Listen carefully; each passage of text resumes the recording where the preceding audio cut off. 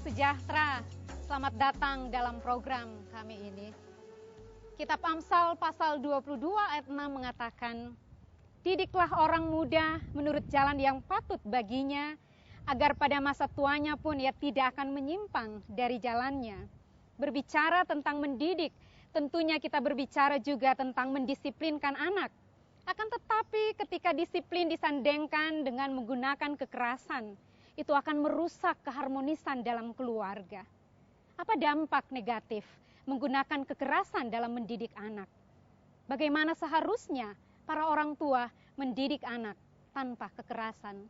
Mari kita dengarkan tanggapan gagasan-gagasan tentang bagaimana mendidik anak-anak seharusnya.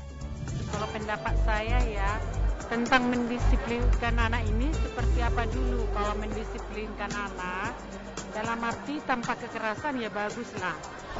Pernah kita lakukan kekerasan terhadap anak, ternyata memang anak itu malah jadi tambah bandel. Kita keras sama anak, anak tambah keras. Tapi kalau kita ikutin dia bagaimana kita mendidik anak, kita ikutin dia gimana kemauannya dia, tapi kita harus disiplin gitu. Kalau kekerasan itu sendiri saya kurang setuju ya. Tetapi kalau yang saya lihat ketika kita keras kepada anak, dampaknya itu mereka tidak hormat kepada kita. Sehingga kekerasan itu akan menimbulkan kekerasan baru. Ya dampak buruknya anak-anaknya jadi nakal. Ya bisa berbuat jahat. Jadi semakin ini bisa jadi yang dilakukan oleh si orang tua bisa kita lakukan lagi kepada orang tua karena mendidiknya dengan kekerasan. Kalau dampak kekerasan dalam mendidik anak itu dengan kekerasan fisik, itu dampak untuk kedepannya, dampak mental dan perilakunya untuk ke depan itu tidak bagus.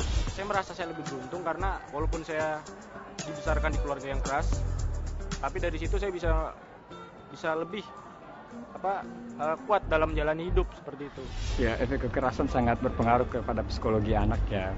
Menurut saya sih kekerasan itu tidak baik diterapkan karena akan mempengaruhi psikologi dan kepribadian anak. Efek untuk mendidikan anak dengan keras, anak itu menjadi jiwa keras.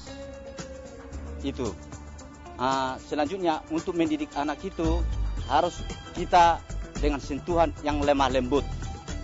Pemirsa, kita telah saksikan bersama ada begitu banyak pendapat dalam mendisiplinkan anak. Selanjutnya kita akan belajar dari pengalaman mendisiplinkan anak dari keluarga Wandi Sasmita.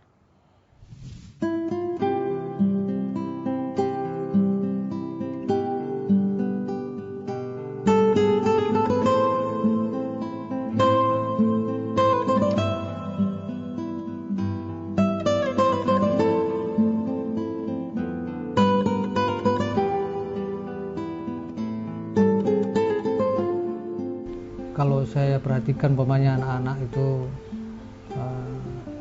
kelakuannya atau tingkahnya atau tidak menuruti perintah saya gitu. Kalau dulu artinya sekitar 2 tahun yang lalu itu masih saya itu masih agak temperamen sama dia. Gitu. Saya itu kalau memang tingkah lakunya menurut saya itu udah kelewatan, itu saya memarahi dia gitu loh. Memarahi dia itu apakah dengan saya cara mengancam dia, contohnya pokoknya saya ancam dia masukin ke got atau ke saya ceburin kamu nanti ke sana gitu. Akhirnya dia takut. Jadi dengan ancaman begitu mungkin dia takut sama orang tua gitu. Kalau saya sih ya artinya kalau dulu sih memang saya pukulin dikurung kamar mandi di sana juga, tapi sampai dia minta ampun gitu, sampai dia minta ampun dan minta maaf karena ini mungkin begini, karena dulu saya itu didikan orang tua saya juga dulu memang keras. Dulu orang tua saya mendidik saya itu memang keras. Mungkin itu juga terpengaruh ke saya mendidik anak saya sendiri gitu. Kalau cara mendisiplinkan anak sebenarnya kita namanya ibu pasti lebih banyak ngobrol ya, seharusnya ya, mengingatkan anak, cara mendisiplinkan anak, mengingatkan anak sering saya seperti itu. Tapi terkadang kalau memang anaknya seperti kayak tadilah ya, kita pulang capek terus anaknya sedikit cari perhatian, menurut saya memang sebenarnya cari perhatian, tapi caranya begini, tadi begini di sekolah gitu, tapi sebenarnya itu yang tidak perlu gitu menurut saya. Dia ungkapkan, jadi saya sedikit emosi seperti itu. Kalau disiplin anak seperti yang tadi saya bilang, saya monitor by telepon. Terus memang saya akui suami saya ini cara mendisiplinkan anak antara saya dengan dia itu beda sekali. Kalau bapaknya seperti dia kasih tahu tadi, dia beritahu dia kalau anak sekali dua kali dia bilang jangan, tapi tetap aja dia lakukan, mau memukul. Kalau saya enggak, maksudnya gini, kalau dia mukul anak, saya bisa nangis, saya nangis terus terang, dan kami bisa jadi selisih paham, bisa berantem di depan anak. Sampai-sampai anak saya itu, memang si anak itu kalau saya lihat tidak ada dendam sama bapaknya atau sama saya. Tapi ibu mana sih yang tega melihat anaknya dipukul? Benar, kalau dia pukul anak, saya pernah sekali dia mukul anak di depan anak itu, saya bela. Jadi kami yang berantem. Tapi setelah kejadian itu, suami saya bilang, kalau saya mukul anak, kamu jangan bela. Nanti anak itu jadi salah. Maksudnya, mama aja bela. Jadi dia pikir itu tidak masalah gitu loh. Yang dia lakukan perbuatan itu tidak salah gitu. Dari situ saya memang di depan anak itu saya pas kebetulan dia pukul, saya diam aja. Tapi saya nangis, saya masuk kamar, saya nangis. Ya seperti itulah saya. Tapi memang itu tidak cocok di saya seperti itu. Saya mukulnya juga memang kalau saya perhatikan kalau dulu itu saya nggak melihat dia itu sebagai anak. Udah memang sama aja saya anggap sama orang lain gitu. Saya pukul dia kalau memang salah gitu. Tapi setelah dia memang nggak ada artinya, memang dia nggak melawan, tapi nangis lah gitu, nangis minta ampun, minta maaf. Tapi saya juga setelah marahin itu, setelah saya pukul itu, bukan dia aja yang sakit, tapi saya juga sakit gitu loh. Artinya setelah saya pukulin dia itu, saya juga merasa menyesal gitu. Saya juga pernah setelah saya pukulin saya juga menyesal, dan tapi saya merasa sakit di dalam hati gitu. Suami saya ini pendiam. Kalau anak dibilang berantem, nangis, sekali dua kali dibilangin tidak nurut, itu main pukul tuh. Tapi ini sudah mulai ya, puji Tuhan, sudah mulai berubah. 2 tahun ini udah mulai berubah. Kalau saya sih sebenarnya udah jauh banyak berubah ya, apalagi 2 tahun terakhir ini saya lihat.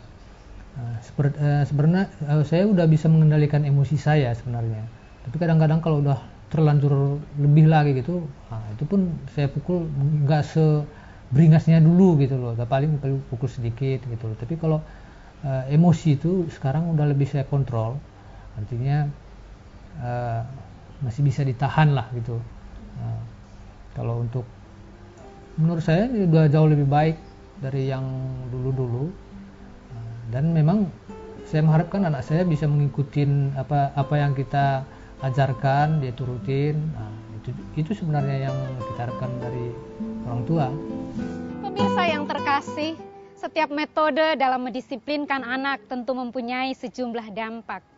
Tetapi apa dampak dari mendisiplinkan anak dengan menggunakan kekerasan? Mari kita dengarkan apa pendapat dari seorang ahli berikut ini.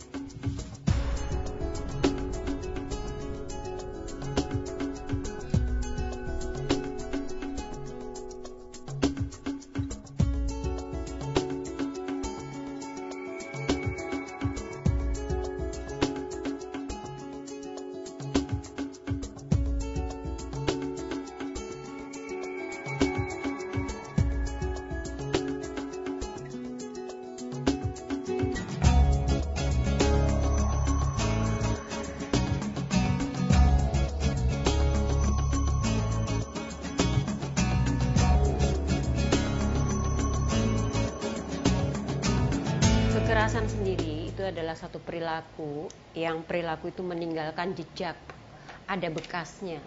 Apapun itu kalau ada bekasnya, pasti bekas itu akan tetap memberikan warna bagi terutama adalah kepribadian anak, emosinya terutama. Ibaratnya di dalam dirinya sudah ada luka.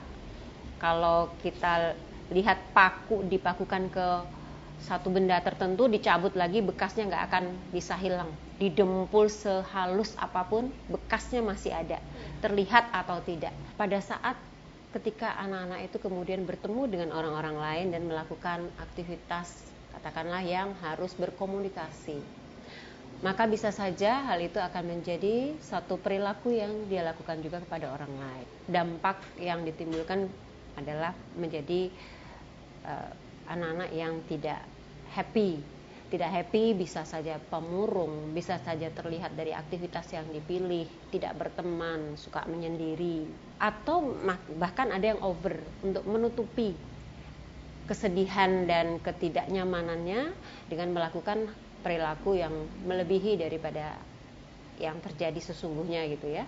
Mungkin kalau ngomong terus lebih keras, lebih banyak gerakan, lebih banyak gesture, atau bahkan yang seharusnya tidak perlu dengan suara yang berteriak-teriak, dia bisa menyampaikannya dengan lebih keras daripada biasanya.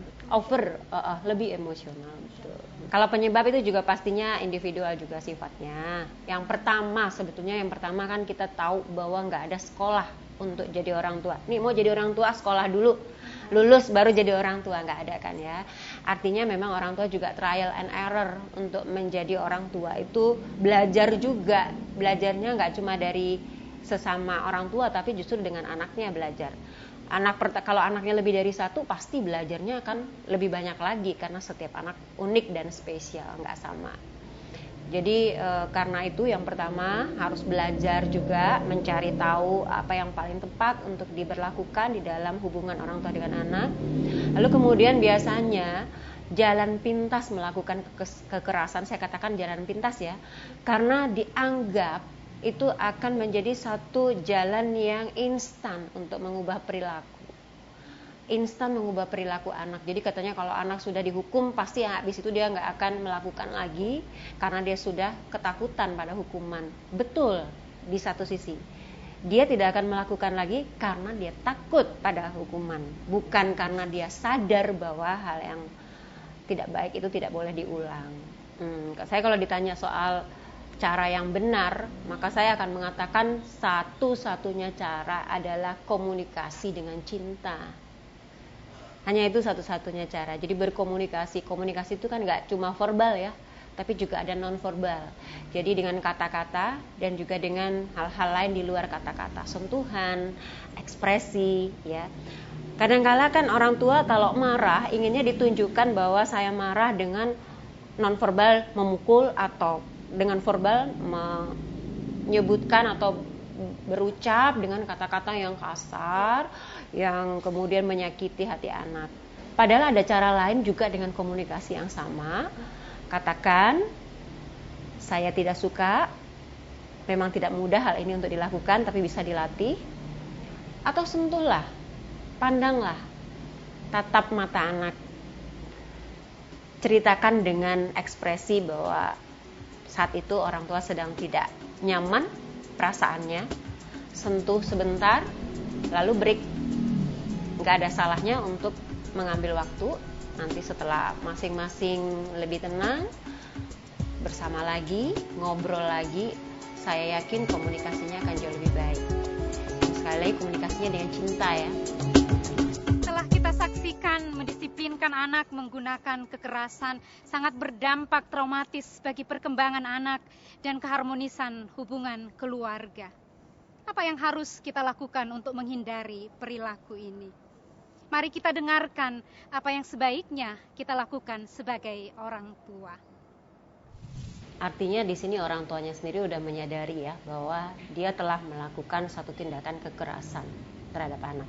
Untuk mengurangi yang pertama itu sudah benar bahwa dia harus menyadari, harus disadari bahwa apa yang dilakukan adalah sebuah tindakan kekerasan. Kalau saya sih sebenarnya udah jauh banyak berubah ya, apalagi 2 tahun terakhir ini saya lihat.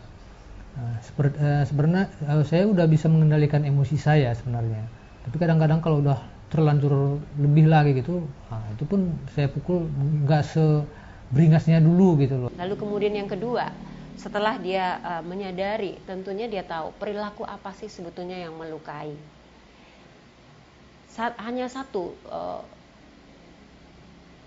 cara yang paling jitu ya sebetulnya kalau menurut saya, yaitu komunikasi. Komunikasi dengan cinta. Kalau cara mendisiplinkan anak, sebenarnya kita namanya ibu pasti lebih banyak ngobrol ya, seharusnya ya, mengingatkan anak, cara mendisiplinkan anak, mengingatkan anak sering. Saya seperti itu. Komunikasi nggak cuma komunikasi dengan kata-kata, tidak hanya verbal saja, tapi juga komunikasi dengan tanpa kata-kata, dengan gesture, secara non-verbal. Bisa dengan menyentuh, bisa dengan memeluk bahkan, bisa dengan mengusap-usap. Itu semua sebetulnya adalah bahasa-bahasa yang bisa menunjukkan perasaan. Emosi itu sekarang udah lebih saya kontrol, artinya masih bisa ditahan lah gitu. Pemirsa yang terkasih, memang tidak mudah untuk mendisiplinkan anak-anak, apalagi mendisiplinkan tanpa kekerasan. Pada kenyataannya, kekerasan hanya akan mengakibatkan rusaknya hubungan dan ketidakharmonisan di dalam keluarga. Para orang tua yang kami kasihi, gunakanlah cara mendisiplinkan anak tanpa kekerasan. Dan cara yang baik yaitu mendisiplinkan dengan cinta dan perhatian. Kami tahu Anda menginginkan yang terbaik untuk anak-anak Anda, dan kami yakin Tuhan pasti menolong.